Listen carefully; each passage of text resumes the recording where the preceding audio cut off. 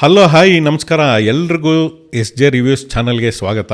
ನಾನು ನಿಮ್ಮ ಶರತ್. ಏನಪ್ಪ ಶರತ್, ಇವತ್ತು ರಾಜಕೀಯ ಅಥವಾ ರಾಜಕಾರಣಿಗಳ ಬಗ್ಗೆ ವಿಡಿಯೋ ಮಾಡೋಣ ಅಂತ ಏನಪ್ಪ ಮಾಡ್ತಾ ಇದೆಯಾ, ಇವತ್ತು ಸಿದ್ದರಾಮಯ್ಯನವ್ರ ಬಗ್ಗೆ ಮಾತಾಡ್ತಾ ಇದೆಯಾ ಅಂತ ಆಗಲೇ ತಮ್ಮನೇಲಲ್ಲಿ ನೋಡಿಕೊಂಡು ಯೋಚನೆ ಮಾಡ್ತಾ ಇರ್ಬೋದು ನೀವು. ಮುಂಚೆ ಆಗಲೇ ಈಗ ಒಂದು ವರ್ಷ ಆಯಿತು ಅನಿಸುತ್ತೆ, ಎಚ್ ಡಿ ಕುಮಾರಸ್ವಾಮಿ ಅವ್ರ ಬಗ್ಗೆ ಕೂಡ ಒಂದು ವಿಡಿಯೋ ಮಾಡಿದ್ದೆ. ಅದು ಸಿಕ್ಕಾಪಟ್ಟೆ ಜನ ನೋಡಿ ಎಷ್ಟೊಂದು ಜನ ಪ್ರಶಂಸೆ ಕೂಡ ವ್ಯಕ್ತಪಡಿಸಿದ್ರು. ನಿಮಗೆ ಈ ವಿಡಿಯೋ ಕೂಡ ಹಾಗೆ ಇಷ್ಟ ಆಗ್ತಾ ಇದೆ ಅಂತಂದರೆ ಇದೇ ರೀತಿ ಇನ್ನೂ ಬೇರೆ ಕೆಲವು ನನಗೆ ಆಸಕ್ತಿ ಹುಟ್ಟು ಮಾಡಿರುವಂಥ ರಾಜಕಾರಣಿಗಳ ಬಗ್ಗೆ, ಫಾರ್ ಎಕ್ಸಾಂಪಲ್ ಈಗಲೇ ಹೇಳ್ಬಿಡ್ತೀನಿ, ಡಿ ಕೆ ಶಿವಕುಮಾರ್ ಅವ್ರ ಬಗ್ಗೆ ಒಂದು ಮಾಡಬೇಕು ಅಂತ ತುಂಬ ಆಸೆ ಇದೆ. ಹಾಗೆ ಇನ್ನೂ ಈಗ ಬರ್ತಾ ಇರುವಂಥ ಯುವ ರಾಜಕಾರಣಿಗಳು ಇವ್ರ ಬಗ್ಗೆನೂ ಕೂಡ ಒಂದಷ್ಟು ವಿಡಿಯೋ ಮಾಡೋಣ ಅಂತ ಒಂದು ಆಸಕ್ತಿ ಇದೆ. ನಿಮಗೆಲ್ಲ ಇಷ್ಟ ಆಗುತ್ತೆ ಅಂತಂದರೆ ದಯವಿಟ್ಟು ಕಮೆಂಟ್ನಲ್ಲಿ ತಿಳಿಸಿ, ಆದಷ್ಟು ಪ್ರಯತ್ನ ಮಾಡ್ತೀನಿ. ಇವತ್ತಿನ ವಿಡಿಯೋನಲ್ಲಿ ಸಿದ್ದರಾಮಯ್ಯನವ್ರ ಬಗ್ಗೆ ಮಾತಾಡೋಣ ಅಂತ. ಸಿದ್ದರಾಮಯ್ಯನವ್ರ ಬಗ್ಗೆ ಮಾತಾಡಲಿಕ್ಕೆ ಈ ವಾರದಲ್ಲಿ ಒಂದು ಪ್ರಮುಖ ಕಾರಣ ಕೂಡ ಇದೆ. ಯಾಕಂದರೆ ಕಾರಣನ ಅವರೇ ಕ್ರಿಯೇಟ್ ಮಾಡ್ಕೊಂಡಿದ್ದಾರೆ. ಆಡಳಿತದಲ್ಲಿ ಕರ್ನಾಟಕದ ಮುಖ್ಯಮಂತ್ರಿಯಾಗಿ ದಾಖಲೆಯನ್ನು ನಿರ್ಮಿಸಿದ್ದಾರೆ. ದೀರ್ಘಾವಧಿ ಮುಖ್ಯಮಂತ್ರಿಯಾಗಿ 7 ವರ್ಷ 239 ದಿನ ದೇವರಾಜ್ ಅರಸ್ ಅವರ ದಾಖಲೆಯನ್ನು ಮುರಿದು ನಾಗಾಲೋಟದಲ್ಲಿ ಮುಂದುವರಿತಾ ಇದ್ದಾರೆ. ಇವರೇ ಮುಂದುವರೆದು ಇನ್ನೂ ಪೂರ್ತಿ ಈ ಸಲದ ಟರ್ಮಲ್ಲೂ ಪೂರ್ಣಾವಧಿ ಆಗ್ತಾರಾ ಇಲ್ವ ಅನ್ನೋದು ಎಲ್ರಿಗೂ ಕುತೂಹಲ ಇದ್ದೇ ಇದೆ. ಡಿ ಕೆ ಶಿವಕುಮಾರ್ ಅವರು ಕಾಯ್ತಾ ಇದ್ದಾರೆ, ನೋಡೋಣ ಏನಾಗುತ್ತೆ ಅಂತ. ಅದೆಲ್ಲ ಬೇರೆ ಬದಿಗಿಟ್ಟು ಸಿದ್ದರಾಮಯ್ಯನವ್ರ ಬಗ್ಗೆನೇ ಯಾಕೆ ಮಾತಾಡಬೇಕಾಗಿ ಬಂತು ನಿನಗೆ ಅಂತ ಅನ್ನಿಸ್ತು ಅಂದರೆ, ನನಗೆ ಒಂದಷ್ಟು ರಾಜಕಾರಣಿಗಳು ಒಂದು ವಿಶೇಷವಾದ ಆಸಕ್ತಿಯನ್ನು ಹುಟ್ಟು ಮಾಡ್ತಾರೆ. ಅದರಲ್ಲಿ ಸಿದ್ದರಾಮಯ್ಯನವ್ರು ಕೂಡ ಒಬ್ಬರು. ಯಾಕಂದರೆ ಸಿದ್ದರಾಮಯ್ಯನವ್ರದ್ದು ರಾಜಕಾರಣದಲ್ಲಿ ಮುಖ್ಯಮಂತ್ರಿಯಾಗಿ ಅಥವಾ ಅವರು ರಾಜಕಾರಣದಲ್ಲಿ ಇಳಿದಾಗಲಿಂದನೇ ಒಂದು ವರ್ಣರಂಜಿತ ವ್ಯಕ್ತಿತ್ವ ಅಥವಾ ಒಂದು ಆಕರ್ಷಕ ವ್ಯಕ್ತಿತ್ವ ಅವ್ರದ್ದು. ಯಾಕಂದರೆ ಎಲ್ಲ ನಡೆನುಡಿಗಳು, ಅವರ ಒಂದು ಸ್ವಾಭಿಮಾನದ ನಡೆಗಳು, ಪ್ರಗತಿಪರ ಚಿಂತನೆಗಳು, ಆಮೇಲೆ ಸಮಾಜಮುಖಿ ಕಾರ್ಯಗಳು. ಈಗ ಪ್ರಗತಿಪರ ಸಮಾಜಮುಖಿ ಅಂತಿದ ತಕ್ಷಣ ಏನಪ್ಪ ಶರತ್ ನೀನು ಫುಲ್ಲು ಎಲ್ಲ ಎಡಪಂಥೀಯ ತಲೆನಾ ನಿಂದು, ಆವಾಗಲೇ ಎಚ್ ಡಿ ಕುಮಾರಸ್ವಾಮಿ ಮಾತಾಡಿದ್ದೆ, ಬರೀ ಕಾಂಗ್ರೆಸ್ ಬಗ್ಗೆ ಮಾತಾಡ್ತಾ ಇದೆಯಾ, JDS. ನಾನು ಯಾವ ಪಕ್ಷಕ್ಕೂ ಸಂಬಂಧಪಟ್ಟಿಲ್ಲ ಗುರು.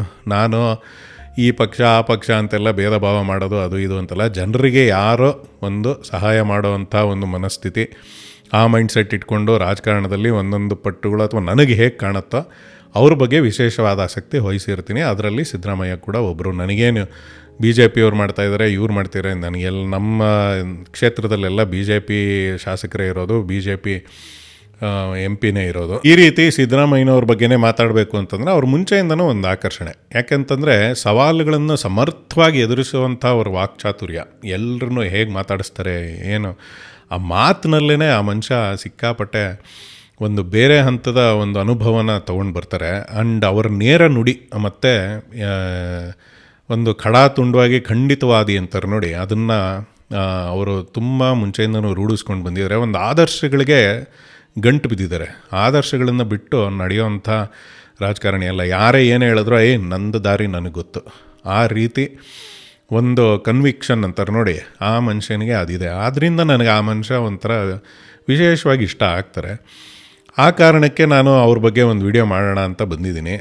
ಅವರ ಅನುಭವ ರಾಜಕೀಯದಲ್ಲಿ 1983 ಅಂತ ಹೇಳ್ತಾರೆ ಅವರು. 1983ರಲ್ಲಿ ಶಾಸಕನಾಗಿ ಬಂದಿದ್ದು ನಾವು ಗಮನಿಸಿದೆ. ಅವರೇ ಹೇಳೋ ಪ್ರಕಾರ ನಾನು ಬರೀ ಶಾಸಕನಾಗಿ ಬರ್ತೀನಿ ಅಂತ ಅಷ್ಟೇ ಅಂದ್ಕೊಂಡಿದ್ದೆ, ಮುಖ್ಯಮಂತ್ರಿ ಇವೆಲ್ಲ ಆಗ್ತೀನಿ ಅಂತ ನಾನು ಕನಸಲ್ಲೂ ಅಂದ್ಕೊಂಡಿರಲಿಲ್ಲ ಅಂತ ಅವ್ರು ಹೇಳ್ತಾರೆ. ಬಟ್ ರಾಜಕೀಯದ ಕಡೆ ಅವ್ರಿಗೆ ಒಂದು ಆಕರ್ಷಣೆ ಮುಂಚೆಯಿಂದನೂ ಇತ್ತು. ಅವ್ರದ್ದು ಹಳೆ ಇತಿಹಾಸ ನೋಡೋಕ್ಕೆ ಹೋದರೆ ಅವ್ರು ಓದ್ತಾ ಇದ್ದಾಗಲೇ ಮೈಸೂರಲ್ಲಿ ಶಾರದಾ ವಿಲಾಸ್ ಕಾಲೇಜಲ್ಲಿ ಓದ್ತಾಯಿದ್ರು. ಪ್ರೊಫೆಸರ್ ನಂಜುಂಡಸ್ವಾಮಿ ಇವರ ಅಧ್ಯಾಪಕರಾಗಿದ್ದರು. ಇವ್ರದ್ದೇ ಸಮಾನ ಮನಸ್ಕರ ಒಂದು ಗುಂಪನ್ನೆಲ್ಲ ಕರ್ಕೊಂಡು ಹೋಗಿ ಅಲ್ಲಿ ಗಾಯತ್ರಿ ಭವನನೋ ಅದು ಯಾವುದೋ ಒಂದು ಹೋಟ್ಲ್ ಇದೆಯಲ್ಲಪ್ಪ, ಅಲ್ಲಿ ಹೋಗ್ಬಿಟ್ಟು ಕೂತ್ಕೊಂಡು ಎಲ್ಲ ತಿಂಡಿ ಗಿಂಡಿ ತಿಂದು ಮಧ್ಯಾಹ್ನ ಆದಮೇಲೆ ರಾಜಕಾರಣದ ಬಗ್ಗೆ ಇವ್ರಿಗೆಲ್ಲ ಪಾಠ ಹೇಳ್ಕೊಡ್ತಾಯಿದ್ರು ನಂಜುಂಡಸ್ವಾಮಿ ಅಂತ ಅವರೇ ಹೇಳ್ಕೊಂಡಿದ್ದಾರೆ. ಈಗ 1983ರಲ್ಲಿ ಅವರು ರಾಜಕಾರಣಕ್ಕೆ ಬಂದಿದ್ದು, ಶಾಸಕನಾಗಿ ಬಂದಿದ್ದು. ಆಮೇಲೆ ಹಣಕಾಸಿನ ಮಂತ್ರಿಯಾಗಿ ರಾಮಕೃಷ್ಣ ಹೆಗಡೆ ಅವರು ಕ್ಯಾಬಿನೆಟ್ಟಲ್ಲಿ ಹಣಕಾಸಿನ ಮಂತ್ರಿಯಾಗಿ ಅವರು ಸಿಕ್ಕಾಪಟ್ಟೆ ದಾಖಲೆಗಳನ್ನೇ ಮಾಡಿಬಿಟ್ಟಿದ್ದಾರೆ. ಈಗ 17ನೇ ಸಲ ಬಜೆಟ್ ಏನೋ ಮಾಡ್ತಾ ಇರೋದು ಅನ್ನೋ ಥರ ಎಲ್ಲ ಬಂದಿದೆ.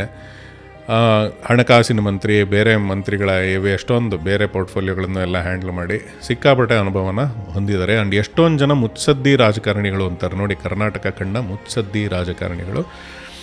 ರಾಮಕೃಷ್ಣ ಹೆಗಡೆಯವರಾಗಲಿ, SR ಬೊಮ್ಮಾಯಿ, ಈಗ ಮೊನ್ನೆ ಬೊಮ್ಮಾಯಿ ಅಲ್ಲ, ಬಸವರಾಜ ಬೊಮ್ಮಾಯಿ ಅಲ್ಲ, ಅವ್ರ ತಂದೆ SR ಬೊಮ್ಮಾಯಿ ಅವರ ಕ್ಯಾಬಿನೆಟ್ನಲ್ಲಿ ಮಂತ್ರಿಯಾಗಿ, ಆಮೇಲೆ JH ಪಟೇಲ್ ಅವ್ರ ಕ್ಯಾಬಿನೆಟ್ಟಲ್ಲಿ ಮಂತ್ರಿಯಾಗಿ, HD ದೇವೇಗೌಡರು ಕ್ಯಾಬಿನೆಟ್ಟಲ್ಲಿ ಇಂಥ ರಾಜಕಾರಣಿಗಳ ಜೊತೆ ಕೆಲಸ ಮಾಡಿದ ಒಂದು ಅತ್ಯದ್ಭುತ ಅನುಭವ ಹೊಂದಿರುವಂಥ ರಾಜಕಾರಣಿ ಇವ್ರ ಬಗ್ಗೆ ಮಾತಾಡಲೇಬೇಕು. ಅದ್ರ ಜೊತೆಗೆ ಎಲ್ಲರೂ ಇನ್ನೊಂದು ವಿಶೇಷವಾಗಿ ಗಮನಿಸಲೇಬೇಕು. ಕಾಂಗ್ರೆಸ್ನಂಥ ಒಂದು ಪಾರ್ಟಿಗೆ ಇತ್ತೀಚೆಗೆ ಹೋಗಿದ್ದು ಅಂತ ಇಟ್ಕೊಳ್ಳೋಣ, ಯಾಕಂದರೆ ತುಂಬ ದಿನಗಳು ಅಥವಾ ತುಂಬ ವರ್ಷಗಳೇನಾಗಿಲ್ಲ. 2006ರಲ್ಲಿ ಹೋಗಿದ್ದು. 2006ರಲ್ಲಿ ಕಾಂಗ್ರೆಸ್ ಸೇರ್ಪಡೆಯಾಗಿ ಆಗಲೇ ಕಾಂಗ್ರೆಸ್ನಲ್ಲಿ ವಿಪರೀತ ಏನು ಘಟಾನುಘಟಿಗಳು ಫುಲ್ಲು ಎಲ್ಲ ದೊಡ್ಡ ದೊಡ್ಡ ನಾಯಕರೇ ಇದ್ದಂಥ ಒಂದು ಸಂದರ್ಭದಲ್ಲಿ ಅವ್ರನ್ನೆಲ್ಲ ಓವರ್ಟೇಕ್ ಸೈಡ್ ಹೊಡೆದು ಮೆಟ್ಟಿ ನಿಂತು ಎಲ್ಲ ಮತಗಳನ್ನು ಕ್ರೋಢೀಕರಿಸುವ ಒಬ್ಬರು ಜನಪ್ರಿಯ ಮಾಸ್ ಲೀಡರಾಗಿ ಬೆಳೆದು ಅಲ್ಲಿ 2 ಟರ್ಮ್ ಮುಖ್ಯಮಂತ್ರಿ, ಅದರಲ್ಲೂ ಮೊದಲನೇ ಟರ್ಮಲ್ಲಿ ಫುಲ್ ಪೂರ್ಣಾವಧಿ ಮುಖ್ಯಮಂತ್ರಿ 2013ರಿಂದ 2018ವರೆಗೂ ಅಲ್ಲಾಡಲಿಲ್ಲ. ಆ ಥರ ಒಂದು ಮುಖ್ಯಮಂತ್ರಿಯಾಗಿ ಆಡಳಿತ ನಡೆಸಿ ಜನಪ್ರಿಯತೆಯನ್ನು ಕಳ್ಕೊಳ್ಳದೆ ಮತ್ತು ವಿರೋಧ ಪಕ್ಷದ ನಾಯಕ ಆದರು. ನೆಕ್ಸ್ಟು ಅಧಿಕಾರ ಹೊರಟೋಯ್ತು ಕಾಂಗ್ರೆಸ್ಗೆ. ಯಾವುದ್ಯಾವ ಕಾರಣಕ್ಕೆ ಹೋಯ್ತು ಅದೆಲ್ಲ ಬೇಕಾಗಿಲ್ಲ. ಬಟ್ ಅಧಿಕಾರ ಇರಲಿ ಅಥವಾ ಅಧಿಕಾರ ಇಲ್ಲದೇ ಇರಲಿ, ಹೇಗೆ ಜನಪ್ರಿಯತೆಯನ್ನು ಕಾಯ್ಕೊಂಡಿರಬೇಕು ಮತ್ತು ಉತ್ತಮ ನಾಯಕತ್ವದ ಗುಣ ಹೇಗಿರಬೇಕು ಅನ್ನೋದಕ್ಕೆ ಒಂದು ಉದಾಹರಣೆ ಸಿದ್ದರಾಮಯ್ಯನವರು. ಅಧಿಕಾರ ಇಲ್ಲ ಅಂತಂದ್ರೂ ಮಾಧ್ಯಮ ಪ್ರಿಯ, ಒಂಥರ ಮಾಧ್ಯಮಗಳಿಗೆ ಆರಾಮಾಗಿ ಸಿಗ್ತಾಯಿದ್ರು ಆವಾಗ್ಲೂ. ಹಾಗೂ ಜನಪ್ರಿಯತೆಯನ್ನ ಹಾಗೆ ಕಾಯ್ಕೊಂಡಿದ್ರು. ಆಡಳಿತ ಪಕ್ಷನ ಇಕ್ಕಟ್ಟಿನಲ್ಲಿ ಸಿಗಿಸ್ಬಿಡೋದು ಫುಲ್ಲು. ಅದರಲ್ಲಿ ವಿಪರೀತ ಒಂಥರ ಚಾತುರ್ಯ ಚಾಲಾಕಿತನ ಇತ್ತು ಸಿದ್ದರಾಮಯ್ಯನವರಲ್ಲಿ. ನೀವು ಗಮನಿಸಿರ್ಬೇಕನ್ಸುತ್ತೆ. ಯಾಕಂದರೆ ಎಕ್ಸಾಂಪಲ್ಸ್ ಹೇಳಬೇಕು ಅಂದರೆ 40% ಸರ್ಕಾರ, 40% ಸರ್ಕಾರ, CM ಅದು ಇದು ಅಂತ ಏನೇನೋ ಎಲ್ಲ ಹೇಳಿ ಬಸವರಾಜ ಬೊಮ್ಮಾಯಿ ಅವ್ರ ಟೈಮಲ್ಲಿ, ಯಡಿಯೂರಪ್ಪನವ್ರ ಟೈಮಲ್ಲಿ ಸಿಕ್ಕಾಪಟ್ಟೆ ಇಕ್ಕಟ್ಟಿನಲ್ಲಿ ಸಿಗಿಸ್ತಾಯಿದ್ರು. ಆಡಳಿತ ಪಕ್ಷ ಹೆದರೋದು. ಈಗಿರೋ ಎಲ್ಲ ವಿರೋಧ ಪಕ್ಷದ ನಾಯಕರು ಇವ್ರನ್ನೆಲ್ಲ ನೋಡಿದ್ರೆ ಅದೇನು ಇವ್ರುಗಳಿಗೆಲ್ಲ ಆ ವಿಷಯಗಳನ್ನ ಕ್ಯಾಶ್ ಇನ್ ಮಾಡ್ಕೊಳ್ಳೋದು ಅಂತಾರೆ ನೋಡಿ, ಅದೆಲ್ಲ ಬರೋದೇ ಇಲ್ವಾ? ಅದನ್ನು ಬಿಟ್ಬಿಟ್ಟು ಏನೋ ಡೀಲಾಡಲ್ಲ, ಎಲ್ಲ ಅಡ್ಜಸ್ಟ್ಮೆಂಟ್ ಪಾಲಿಟಿಕ್ಸ್ ಅಂತೆಲ್ಲ ಹೇಳ್ತಾರಲ್ಲ, ಆ ರೀತಿ ಮಾಡ್ಕೊಂಡಿರ್ತಾರೆ. ಅದೇನೋ ಅರ್ಥವೇ ಆಗಲ್ಲ. ಬಟ್ ಸಿದ್ದರಾಮಯ್ಯನವ್ರ ಚಾಲಾಕಿತನ ಎಲ್ಲೂ ಒಂದರಲ್ಲೂ ಕಾಂಪ್ರಮೈಸ್ ಆಗ್ತಾ ಇರಲಿಲ್ಲ ಆ ವಿಷಯಗಳಲ್ಲಿ. ಇದಕ್ಕೂ ಒಂದು ಸ್ವಲ್ಪ ಹಿಂದೆ ಹೋಗಬೇಕು ಅಂತಂದರೆ 2010ರಲ್ಲಿ ಬಳ್ಳಾರಿಯಲ್ಲಿ ನಡೆದ ಪಾದಯಾತ್ರೆ. ಆ ವಿಷಯ ಒಂಥರ ಸಿದ್ದರಾಮಯ್ಯನವರ ರಾಜಕೀಯ ಜೀವನದಲ್ಲಿ ಪ್ರಮುಖ ಮೈಲಿಗಲ್ಲು ಅಂತಲೇ ಹೇಳಬೇಕು. ಯಾಕಂದರೆ 2010ರಲ್ಲಿ ಅದು ನನಗೆ ಇನ್ನೂ ಚೆನ್ನಾಗಿ ನೆನಪಿದೆ. ವಿಧಾನಸಭೆ ಕ್ಯಾಬಿನೆಟ್ಟಲ್ಲಿ ಶ್ರೀರಾಮುಲು ಮತ್ತು ರೆಡ್ಡಿ ಬ್ರದರ್ಸ್, ಈ ಜನಾರ್ದನ್ ರೆಡ್ಡಿ ಇವರು, ಕರುಣಾಕರ್ ರೆಡ್ಡಿ ಇವರೆಲ್ಲರೂ ಇದ್ರಲ್ಲ, ಅವ್ರನ್ನ ಮಾತಾಡ್ಸೋಕ್ಕಾಗ್ತಿರ್ಲಿಲ್ಲಪ್ಪ ಆ ಟೈಮಲ್ಲಿ. ಅವಾಗ ಹೇಳಿದ್ದು ಶ್ರೀರಾಮುಲು ಎಲ್ಲ, ಏನು ನೀವು ಕಾಂಗ್ರೆಸ್ ಲೀಡರ್ಸು ಬಳ್ಳಾರಿಗೆ ಬರೋವಂಥ ಧೈರ್ಯ ಇದೆಯಾ ನಿಮಗೆ ಅಂತ ಕೇಳಿದ್ರು. ಧೈರ್ಯ ಇದೆಯಾ? ಧೈರ್ಯ ಒಂದೇ ಅಲ್ಲ, ಬಂದೇ ಬರ್ತೀವಿ. ಬರೋದು ಒಂದೇ ಅಲ್ಲ, ಕಾಲ್ನಡಿಗೆಯಲ್ಲಿ ಬರ್ತೀವಿ ನಾವು, ವಾಕ್ ಪಾದಯಾತ್ರೆ ಮಾಡ್ಕೊಂಬರ್ತೀವಿ ಅಂತ ಹೇಳಿ 320 ಕಿಲೋಮೀಟ್ರ್ ಇಲ್ಲಿಂದ ಅಲ್ಲಿವರೆಗೂ ಒಂದು 19 ದಿನ ಅನಿಸುತ್ತೆ ಹೋಗಿದ್ರು. ಆವಾಗ 60 ವರ್ಷ ಸಿದ್ದರಾಮಯ್ಯನವ್ರಿಗೆ. ಆವಾಗ ಹೋಗಿ ಸವಾಲನ್ನ ಮೆಟ್ಟಿ ನಿಲ್ಲಿಸೋ ಅಂಥ ಒಂದು ವ್ಯಕ್ತಿತ್ವ ಅಂತ ಹೇಳಿದ್ನಲ್ಲ, ಸವಾಲು ತಗೊಂಡು ಹೋಗಿ ಅಲ್ಲೋಗಿ ಒಂದು ದೊಡ್ಡ ಸಮಾರಂಭ ಮಾಡಿದ್ರು. ಲಕ್ಷಾಂತರ ಜನ ಸೇರಿಕೊಂಡ್ರು. ಅದು ಒಂಥರ ಜನರಿಗೆ ಬೇರೆ ಥರದ ಡೈಮೆನ್ಷನ್ ಕೊಟ್ಬಿಡ್ತು ಸಿದ್ದರಾಮಯ್ಯನವ್ರ ಬಗ್ಗೆ. ಇದು ಸಿದ್ದರಾಮಯ್ಯನವ್ರ ವ್ಯಕ್ತಿತ್ವ. ಇದೆಲ್ಲ ಆ ಟೈಮಿಂದ ಒಂಥರ ನೋಡೋಕ್ಕೆ ಶುರು ಮಾಡಿದೆ. ನಾನು ತುಂಬ ಕ್ಲೋಸಾಗಿ ನೋಡೋಕ್ಕೆ ಶುರು ಮಾಡಿದ್ದು 2005ರಿಂದ. 2005ರಲ್ಲಿ ಏನಾಗೋಯ್ತು ಅಂತಂದರೆ, ನಿಮಗೆಲ್ಲ ಗೊತ್ತಿರುತ್ತೆ, HD ದೇವೇಗೌಡರು ಈ ಅಹಿಂದ ಸಮಾವೇಶ ಇದ್ರ ಬಗ್ಗೆ ಎಲ್ಲ ಸಿದ್ದರಾಮಯ್ಯನವ್ರು ಶುರು ಮಾಡ್ತೀನಿ ಅಂತ ಸ್ಟಾರ್ಟ್ ಮಾಡಿದ್ರು. ಪ್ರಮುಖ ನಾಯಕ ಆವಾಗ JDSನಲ್ಲಿ ಸಿದ್ದರಾಮಯ್ಯ ಒಂದು ಅಹಿಂದ ವರ್ಗಕ್ಕೆ, ಅಲ್ಪಸಂಖ್ಯಾತರು, ಹಿಂದುಳಿದ ವರ್ಗದವರು, ದಲಿತರು, ಇವರನ್ನ ಮತಗಳನ್ನು ಕ್ರೋಢೀಕರಿಸುವಂಥ ಒಂದು ಅತ್ಯದ್ಭುತ ವಾಕ್ಚಾತುರ್ಯ ಇರೋವಂಥ, ನಾಯಕತ್ವದ ಗುಣ ಇರೋವಂಥ ನಾಯಕ ಆಗಿ ಇದ್ದರು. ಆ್ಯಂಡ್ ಯಾವಾಗ ಅವ್ರು ಆಗಲೇ 96-99 ಟೈಮಲ್ಲೇ, JH ಪಟೇಲ್ ಟೈಮಲ್ಲೇ ಮುಖ್ಯಮಂತ್ರಿ ಆಗೋ ಎಲ್ಲ ಚಾನ್ಸಸ್ಸು ಇತ್ತು. 80-85 ಶಾಸಕರು ಇವ್ರ ಬಗ್ಗೆ ಒಲವು ತೋರಿಸಿದ್ರು. ಬಟ್ ಸೀನಿಯಾರಿಟಿ ಕೊಟ್ಬಿಡ್ಬೇಕು, JH ಪಟೇಲ್ ಅವ್ರಿಗೆ ಕೊಡಲೇಬೇಕು ಅಂತೆಲ್ಲ ಹೇಳಿ ಎಲ್ಲರೂ ಮಾತಾಡಿ, ಜಾಲಪ್ಪನವರು, ಸಿಂಧ್ಯಾ ಇವರೆಲ್ಲರೂ ಆ ಟೈಮಲ್ಲಿ ಮಾತಾಡಿದ್ದಕ್ಕೆ ಆವಾಗ ಬಿಟ್ಕೊಟ್ರು. ಅದೆಲ್ಲ ಒಂಥರ ನೋಡಿ, ಅದು ಸೀನಿಯಾರಿಟಿಗೆ ಮರ್ಯಾದೆ ಕೊಡಬೇಕು, ಇವೆಲ್ಲನೂ ಒಂಥರ ನಮ್ಮ ಕರ್ನಾಟಕದವ್ರ ರಾಜಕಾರಣಿಗಳಿಗೆ ಮಾತ್ರ ಅನ್ಸುತ್ತೆ ಇವೆಲ್ಲ ಬರೋದು. ಅದು ಸಿದ್ದರಾಮಯ್ಯನವರಲ್ಲೂ ಕಂಡು ಬಂದಿತ್ತು. ಆವಾಗಿಂದ 2005ರಿಂದ ಗಮನಿಸ್ಕೊಂಡ್ಬಂದೆ. ಆವಾಗ ದೇವೇಗೌಡರು ಅಪೋಸ್ ಮಾಡೋಕ್ಕೆ ಸ್ಟಾರ್ಟ್ ಮಾಡಿದ್ರು. ದೇವೇಗೌಡರದ್ದು ಮಾಮೂಲಿ ಅವ್ರದ್ದೊಂಥರ ಸ್ವಜನ ಪಕ್ಷಪಾತ, ಇದೆಲ್ಲ ಬೇರೆ ಹಂತದಲ್ಲೇ ಇತ್ತು. ಅದ್ರ ಬಗ್ಗೆ ಎಲ್ಲ ಇನ್ನೊಂದು ಸಲ ಮಾತಾಡೋಣ, ಅದೆಲ್ಲ ಬೇರೆ ವಿಷಯ.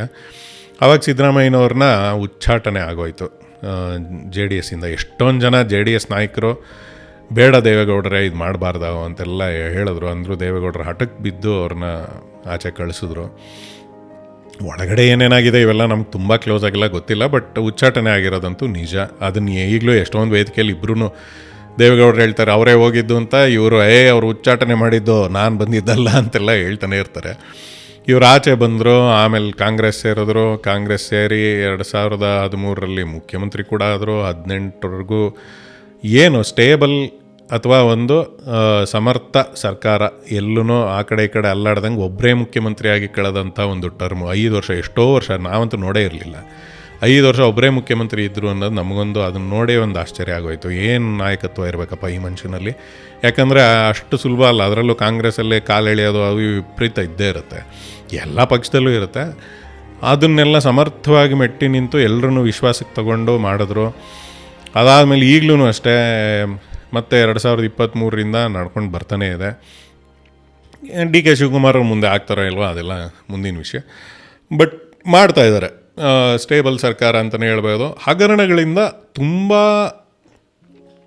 ಹಗರಣಗಳಿಗೆ ಸಿಕ್ಕಿ ಹಾಕಿಕೊಳ್ಳದೆ ಅಥವಾ ಭ್ರಷ್ಟಾಚಾರಗಳಿಗೂ ಆಗಲಿ ಆರೋಪಗಳಿಗಾಗಲಿ ಸಿಕ್ಕಾಪಟ್ಟೆ ಸಿಗಾಕೊಳ್ಳಲ್ಲ ಈ ಮನುಷ್ಯ. ಹಂಗೆ ಹೇಳಿದ ತಕ್ಷಣ ಇವಾಗ ಶುರು ಮಾಡಿಬಿಡಿ ಎಲ್ಲರೂ. ಈಗ ಮೂಡ ಆಯಿತು, ಆಮೇಲೆ ವಾಚ್ ಇಸ್ಕೊಂಡಿದ್ರಲ್ಲ ಫಸ್ಟ್ ಟರ್ಮಲ್ಲಿ, ಅದು ಇದು ವಾಚ್ ಹಗರಣ, ಇವೆಲ್ಲ ಸಣ್ಣ ಪುಟ್ಟದ್ದು ಇದ್ದೇ ಇರುತ್ತೆ. ಸಣ್ಣ ಪುಟ್ಟದು ಅಂತಂದರೆ ಎಷ್ಟು ದೊಡ್ಡದಿತ್ತು ಅದೆಲ್ಲ ಸಂತೋಷ, ಅದನ್ನೆಲ್ಲ. ಬಟ್ ಅದನ್ನು ಸಮರ್ಥವಾಗಿ ಎದುರಿಸಿ ನಿಂತಿದ್ದಾರೆ.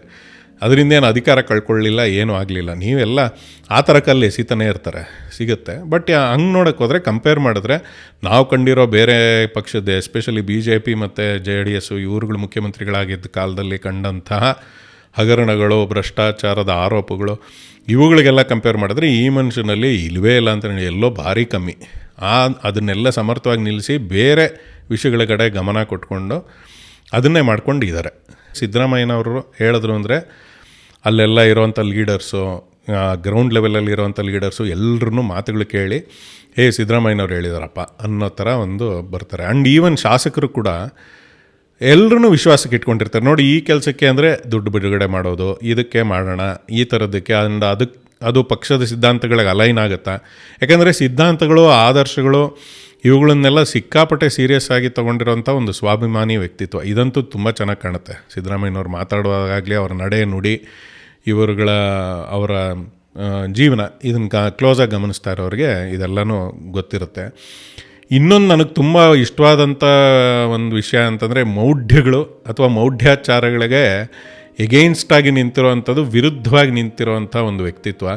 ಯಾವತ್ತೂ ಸಪೋರ್ಟ್ ಮಾಡಿಲ್ಲ. ಫಸ್ಟ್ ಟರ್ಮಲ್ಲೇ ಚಾಮರಾಜನಗರಕ್ಕೆ ಹೋಗಬೇಡಿ, ಅದು ಇದು ಅಂತೆಲ್ಲ ಹೇಳಿದ್ರಲ್ಲ, ಅದನ್ನು 10-15 ಸಲ ಹೊಡ್ಬಂದ್ರೆ ಏನ್ರಿ ಆಗುತ್ತೆ. ಒಂದು ಮೌಢ್ಯಗಳಿಗೆ ಯಾರೂ ಬಲಿ ಅದು ಅದರಿಂದನೂ ಒಂಚೂರೆಲ್ಲ ಕಾಂಟ್ರವರ್ಸಿಗಳಿಗೆಲ್ಲ ಸಿಗಾಕೊಂಡ್ರು, ಮಾಂಸ ತಿಂದು ದೇವಸ್ಥಾನಕ್ಕೆ ಹೋದ್ರು, ಅದು ಇದು ಅಂತೇನೋ, ಅದೆಲ್ಲ ಅವರವರ ಪದ್ಧತಿಗಳು. ಅದನ್ನೆಲ್ಲ ಹೇಳೋವಂಥದ್ದು ಬೇಕಿಲ್ಲ. ಮಾಡಿದ್ರು, ಅದನ್ನೆಲ್ಲ ಮೆಟ್ಟಿ ನಿಂತರು. ಸ್ವಾಭಿಮಾನಿ ವ್ಯಕ್ತಿತ್ವ ಅದಂತೂ ಡೆಫಿನೆಟ್ಲಿ ಕಾಣುತ್ತೆ. ಅದ್ರದ್ದು ಫ್ಲಿಪ್ ಸೈಡ್ ಕೂಡ, ಅದರಿಂದ ಆಗ್ತಾಯಿರೋ ತೊಂದರೆಗಳು ಕೂಡ ಸ್ವಲ್ಪ ಹೊತ್ತಾದಮೇಲೆ ನಾನು ಅದ್ರ ಬಗ್ಗೆನೂ ಮಾತಾಡ್ತೀನಿ.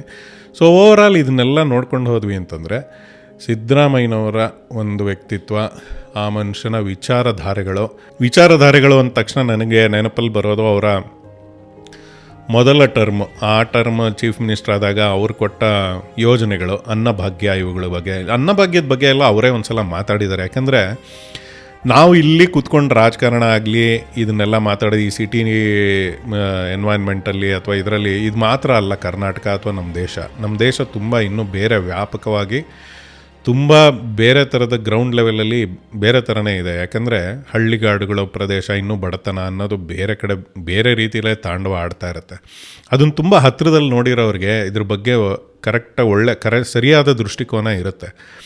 ಆ ದೃಷ್ಟಿಕೋನ ಇರೋವಂಥ ಒಬ್ಬ ಮುಖ್ಯಮಂತ್ರಿ ಸಿದ್ದರಾಮಯ್ಯನವ್ರು. ಯಾಕಂದರೆ ಎಷ್ಟೊಂದು ಜನ ಬೇರೆ ಮುಖ್ಯಮಂತ್ರಿಗಳು ಅವ್ರ ತಂದೆಗಳು ಮಾಡಿರೋವಂಥ ಒಂದು ಸುಪ್ಪತ್ತಿಗೆಲೇ ಬೆಳ್ಕೊಂಬಂದಿರೋವಂಥ ರಾಜಕಾರಣಿಗಳು ಅಥವಾ ಅವರು ಫ್ಯಾಮಿಲಿ ಟ್ರೀನೇ ಹಂಗೆ ಬಂದಿರುತ್ತೆ ಫುಲ್ಲು. ಎಲ್ಲ ನಾವು ಇಂಡಸ್ಟ್ರಿಯಲಿಸ್ಟು, ಬಿಸ್ನೆಸ್ಮೆನ್ಗಳು, ಈ ಥರದವರೇ ಅಂಥವ್ರ ಜೊತೆನೇ ಇದ್ಕೊಂಡು ಬಂದಿರ್ತಾರೆ. ಅವ್ರುಗಳಿಗೆಲ್ಲ ಈ ದೃಷ್ಟಿಕೋನ ಏನೇ ಹೇಳಿದ್ರು ಕೇಳಿ ಗೊತ್ತಿರುತ್ತೆ, ಅದನ್ನು ನೋಡಿ ಅದನ್ನು ಅನುಭವಿಸಿ ಗೊತ್ತಿರಲ್ಲ. ಸಿದ್ದರಾಮಯ್ಯನವ್ರಿಗೆ ಅನುಭವಿಸಿ ಗೊತ್ತಿದೆ. ಯಾಕಂದರೆ ಒಂದು ಭಾಷಣದಲ್ಲೋ ಎಲ್ಲ ಒಂದು ಕಡೆ ಹೇಳಿದರು ನಂಗೆ ಗಮನಿಸಿರೋಂಗೆ. ಯಾಕಂದರೆ ಅವ್ರೂರ ಕಡೆ ಎಲ್ಲ ಈ ಕುಷ್ಕಿ ಜಮೀನು ಮತ್ತು ತರಿ ಜಮೀನು ಅಂತೆಲ್ಲ ಕರೀತಾರೆ, ಆ ಥರದ ಜಮೀನುಗಳೆಲ್ಲ ಇರ್ತವೆ.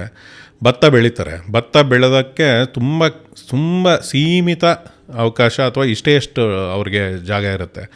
ಆ ಭತ್ತ ಬೆಳೆದಾಗ ಆ ಭತ್ತ ಬಂತು ಅಂದರೆ ಮಾತ್ರ ಅವರು ಕೆಲವೇ ದಿನಗಳಲ್ಲಿ ವರ್ಷದಲ್ಲಿ ಅನ್ನ ತಿನ್ನೋವಂಥ ಒಂದು ಸೌಭಾಗ್ಯ ಅವ್ರಿಗೆ, ಜನರಿಗೆ, ಆ ರೈತರಿಗೆ, ಬಡ ರೈತರು, ಬಡ ರೈತಾಪಿ ವರ್ಗ ತುಂಬ ಜನ ಇದೆ. ಆಗಿನ ಕಾಲದಿಂದ ನೋಡ್ಕೊಂಬಂದಿದ್ರು ಅವರು. ಯಾಕಂದರೆ ಅನ್ನ ತಿನ್ನೋದೇ ಒಂದು ಹಬ್ಬದ ವಾತಾವರಣ, ಹಬ್ಬ ಹರಿದಿನಗಳಲ್ಲಿ ಮಾತ್ರ ಮಾಡ್ತಾಯಿದ್ದಿದ್ದು ಅಂತ ಸಿದ್ದರಾಮಯ್ಯನವ್ರು ಹೇಳಿದರು. ಬೇರೆ ದಿನ ಎಲ್ಲ ಅವ್ರಿಗೆಲ್ಲ ರಾಗಿ ಇದೇ ಅವಕಾಶ. ಬೇರೆ ದಿನ ಹಬ್ಬ ಇವತ್ತು ಅನ್ನ ಮಾಡಿದ್ದಾರೆ, ಬಾತ್ ಮಾಡಿದ್ದಾರೆ ಅಂತೆಲ್ಲ ಹೇಳ್ತಾರಲ್ಲ, ಅದನ್ನ ಅವರು ತುಂಬ ಕ್ಲೋಸಾಗಿ ನೋಡ್ಕೊಂಬಂದಿದ್ದಾರೆ. ಆ ಥರ ಬಡತನನ ನೋಡಿರೋಂಥ ಮನುಷ್ಯನಿಗೆ ಯಾರು ಹಸುವಿನಲ್ಲಿ ಸಾಯಬಾರ್ದು, ಇವತ್ತು ಹಸಿವಿನಲ್ಲಿ ಉಳಿಬಾರ್ದು ಅನ್ನೋದು ಈ ಮನುಷ್ಯನ ಒಂದು ಆದರ್ಶ, ಆ ಮನುಷ್ಯನ ಒಂದು ಆಸೆ.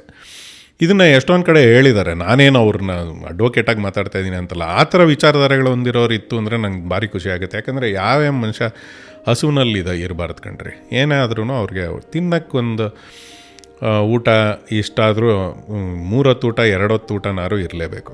ಈ ವಿಷಯಗಳಿಗೆ ಕಾನ್ಸಂಟ್ರೇಟ್ ಮಾಡಿ ಅದಕ್ಕೆ ಒಂದು ವಿಚಾರಗಳನ್ನು ತೊಗೊಂಡು ಬಂದು ಯೋಜನೆಗಳನ್ನು ತೊಗೊಂಬಂದರು. ಅನ್ನಭಾಗ್ಯ ತೊಗೊಂಬಂದರು. ಆಮೇಲೆ ಮಕ್ಕಳು ಶಾಲೆಗೆ ಬರೋವಂಥ ಮಕ್ಕಳಿಗೆ ಕ್ಷೀರಭಾಗ್ಯ, ಅವೆಲ್ಲ ಫಸ್ಟ್ ಟರ್ಮಲ್ಲಿ ತಂದಿದ್ದು. ಆಮೇಲೆ ತಂದಿದ್ದು ಯೋಜನೆಗಳು ಗ್ಯಾರಂಟಿ ಚೀಫ್ ಮಿನಿಸ್ಟರ್ ಅಂತಲೇ ಆಗೋಗ್ಬಿಟ್ರು. ಇಡೀ ದೇಶನೇ ಇವ್ರ ಕಡೆ ತಿರುಗೋಗೋವಂಥ ನೋಡೋವಂಥ ಒಂದು ಗ್ಯಾರಂಟಿಗಳು ತೊಗೊಂಬಂದು, ಏನು ಹಿಂಗೂ ಆಗುತ್ತಾ, ಖಜಾನೆ ಖಾಲಿ ಆಗಲ್ವಾ, ಅದನ್ನು ಚಾಲೆಂಜಸ್ನೇ ಇರ್ಬೋದು, ಖಾಲಿಯಾಗಿರ್ಬೋದು ಎಲ್ಲ. ಅದಕ್ಕೆ ದುಡ್ಡಿಲ್ಲ, ಇದಕ್ಕೆ ದುಡ್ಡಿಲ್ಲ, ನಿಂಗೆ ಗೊತ್ತಿಲ್ಲ ಅಂತೆಲ್ಲ ಹೇಳೋಕ್ಕೋಬೇಡಿ. ಬಟ್ ಮಾಡಿದ್ದಾರೆ. ಎಲ್ಲರೂ ಅದರದ ಫಲ ವಿನಿಯೋಗ ಕೂಡ ಆರಾಮಾಗಿ ಫಲನ ಅನುಭವಿಸ್ತಾ ಇದ್ದಾರೆ. ಎಷ್ಟೊಂದು ಜನ ಹೆಂಗಸರಾಗಲಿ, ಯುವ ನಿಧಿ ಆಗಲಿ, ಎಲ್ಲ ಕಡೆ ದುಡ್ಡು ಬರ್ತಾಯಿದೆ, ಎಷ್ಟೊಂದು ಏನೋ ಮಾಡ್ಕೊಂಡಿದ್ದಾರೆ. ಗೃಹ ಜ್ಯೋತಿ ಮತ್ತು ಶಕ್ತಿ ಯೋಜನೆ, ಬಸ್ನಲ್ಲೆಲ್ಲ ಫ್ರೀ ಹೋಗ್ತಾರೆ. ಎಷ್ಟೊಂದು ಜನಕ್ಕೆ ತುಂಬ ಅನುಕೂಲಗಳಂತೂ ಖಂಡಿತವಾಗ್ಲೂ ಆಗಿದೆ. ಸೊ ಇದೆಲ್ಲ ಒಂಥರ ಸಮಾಜಮುಖಿ ಕಾರ್ಯಗಳ ಬಗ್ಗೆ ಚಿಂತನೆ, ಯೋಚನೆಗಳು ಮಾಡಿ. ಏನು ಬೇರೆ ಪಾರ್ಟಿಗಳನ್ನು ಈಗ ಬೇರೆ ರಾಜ್ಯದಲ್ಲಿ ಎಲ್ಲ ಕಡೆನೂ ಮಾಡ್ತಾಯಿದ್ದಾರೆ ಇದನ್ನು ನೋಡಿಕೊಂಡು. ಸೊ ಹಂಗಿದ್ರೆ ಆಗುತ್ತೆ ಅನ್ನೋದು, ಅದ್ರ ಬಗ್ಗೆ ಯೋಚನೆ ಮಾಡಿದ್ರು ತಾನೇ.